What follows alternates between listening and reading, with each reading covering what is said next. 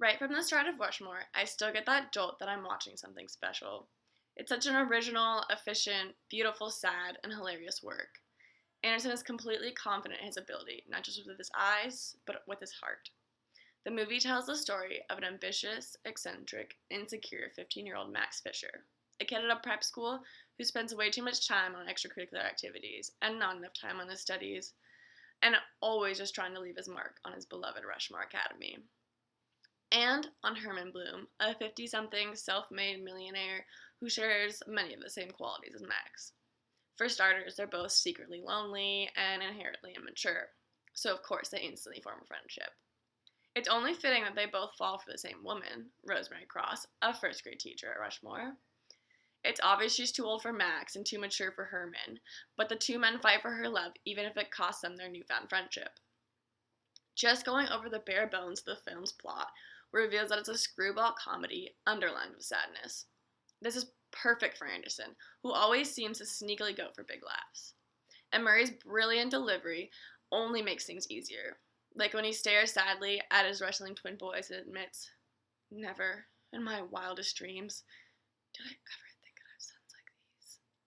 Anderson also uses Murray in a brilliant and simple physical bits, like his embarrassing attempt to spy on Rosemary by hiding behind a tree and getting caught, and then trying to play it off as chill. And Schwartzman just kills it as Max in all his insecure and arrogant glory. He makes the now infamous exchange of, "These are our OR scrubs? Oh, are they?" One of the film's centerpieces. Rushmore is laced throughout with jokey comedic moments like these, and they work because Anderson and co-writer Owen Wilson are just being genuine to their characters. If you make a childish character, you should have them doing childish things. In fact, the war of pranks that comes out of Max and Bloom's rivalry over Rosemary, which includes Bloom driving over Max's bike and Max getting back by putting bees in his room, could be in a comedy for kids. This film is so zany when you think about it, it's amazing how emotional things get. As much as the comedy in the film is great, and Rushmore is, first and foremost, a comedy, it's the meticulous and subtle scenes of pathos that make this Anderson's true masterpiece. If you watch Rushmore closely, you understand that a line of dialogue, a look, a shift of a hand can tell you everything about what's going on inside of a character. The film is filled with so many important small moments that when it's over, it feels like you've gone through a journey that could not have been squeezed into a breezy 93 minutes. In fact, the main emotional conflict in the film, Max dealing with the death of his mother, is only mentioned about a handful of times. But it's the key to who Max is. He's a busybody because he doesn't want to spend time at home missing his mom. He's dismissive of his father sometimes because that's the only link he has to her. He loves Rushmore because it's his mother's idea for him to go there. But Anderson never dwells on these ideas, but instead allows Max's actions to reflect the feelings.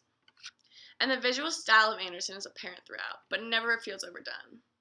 There's the breathtaking French New Wave-inspired montage of Max's numerous after-school groups and clubs, and also Murray's The Graduate-esque cannonball turned underwater solstice scene comes to mind as well, as a continuing theater curtain that covers the screen whenever the film story moves to new month.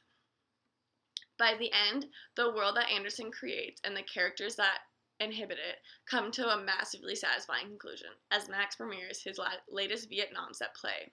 It's a beautiful collage of images and music and emotions that comes to a head when Max asks Rosemary, whom both he and Herman fail in wooing, to dance.